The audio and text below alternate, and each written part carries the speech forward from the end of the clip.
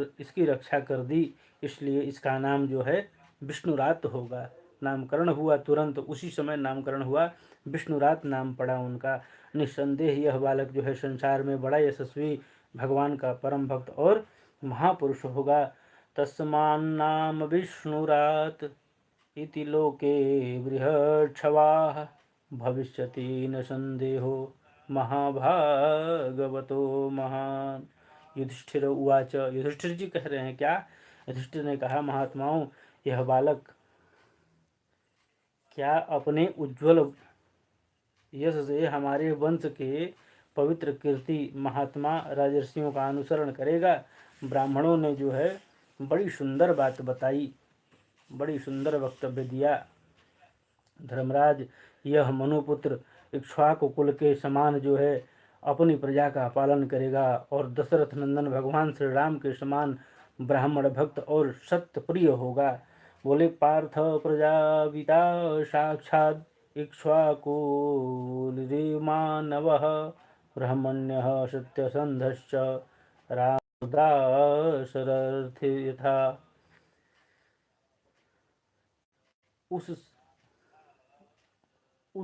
उसी नर नरेश शिवी के समान दाता और शरणागत वत्सल होगा, तथा याज्ञिकों में जो है दुष्यंत के पुत्र भरत के समान अपने वंश का यश फैलाएगा। धनुर्धरों में यह जो है सहस्त्रबाहु अर्जुन और अपने दादा पार्थ के समान अग्रगण्य होगा। यह सिंह के समान पराक्रमी, हिमांचल की तरह आश्रय लेने योग्य और पृथ्वी के सदृश तितिक्षु और माता पिता के समान सहनशील होगा। इसमें पितामह ब्रह्मा के समान समता रहेगी और भगवान शंकर की तरह वह कृपालु होगा और संपूर्ण प्राणियों को आश्रय देने में जो है यह लक्ष्मीपति भगवान विष्णु के समान होगा। पितामह सम साम्ये प्रसादे गिरिशोपमः आश्रयः सर्वभूतानो यथा देवो रमाश्रयः। यह समस्त सद्गुणों की महिमा धारण करने में श्री कृष्ण का अनुयायी होगा और अंत्यदेव के समान उदार होगा और ययाति के समान जो है यह धार्मिक होगा।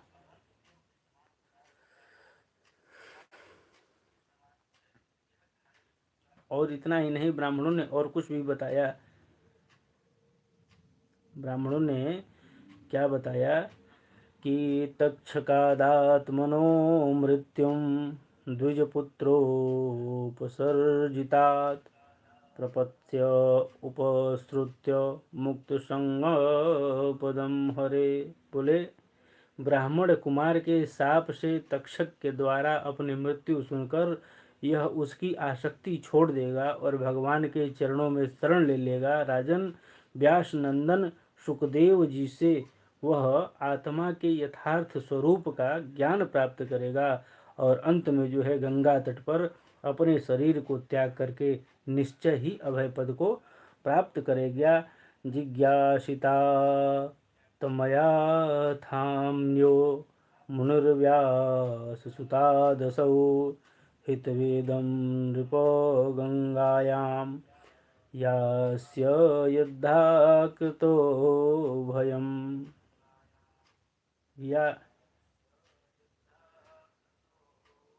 इति राज्ञः उपादिश्य विप्राः जातक कोविदा लब्धा पचितयः सर्वे प्रतिजग्मु स्वकान् गृहान्।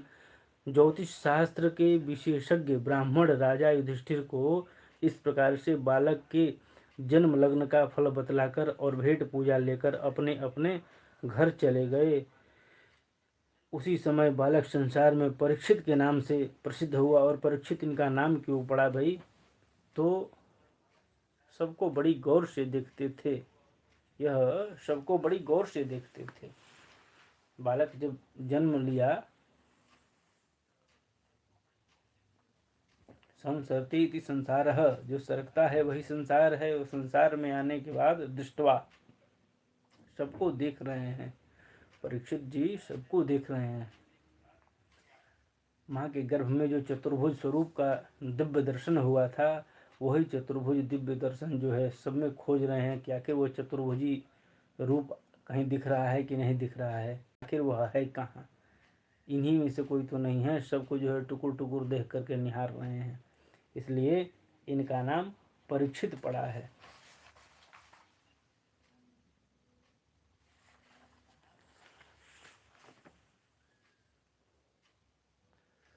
स राजपुत्रो बवृधे आशु शुक्ल द्वोदुपः अपूर्यमाणः पितृभिः काष्ठाभिरेव सोन्वहम्। उसी समय जो है स्वजनों के वध का प्रायश्चित करने के लिए राजा युधिष्ठिर ने अश्वमेध यज्ञ के द्वारा भगवान की आराधना करने का विचार किया, परंतु प्रजा के वसूल किए हुए कर और दंड जुर्माने की रकम में अतिरिक्त और धन न होने के कारण वे बड़ी चिंता में पड़ गए। उस समय अभिप्राय समझकर भगवान श्री कृष्ण जी की प्रेरणा से और भाई उत्तर दिशा के राजा मरुत और ब्राह्मणों द्वारा जो है छोड़ा हुआ बहुत सा धन ले आए। उसी से यज्ञ की सामग्री एकत्र करके धर्मभीरु महाराज युधिष्ठिर ने 3 अश्वमेध यज्ञों के द्वारा भगवान की पूजा करी। युधिष्ठिर के निमंत्रण से पधारे हुए भगवान ब्राह्मणों द्वारा उनका यज्ञ संपन्न कराकर अपने सुहृद पांडवों की प्रसन्नता के लिए कई महीनों तक वहीं रहे।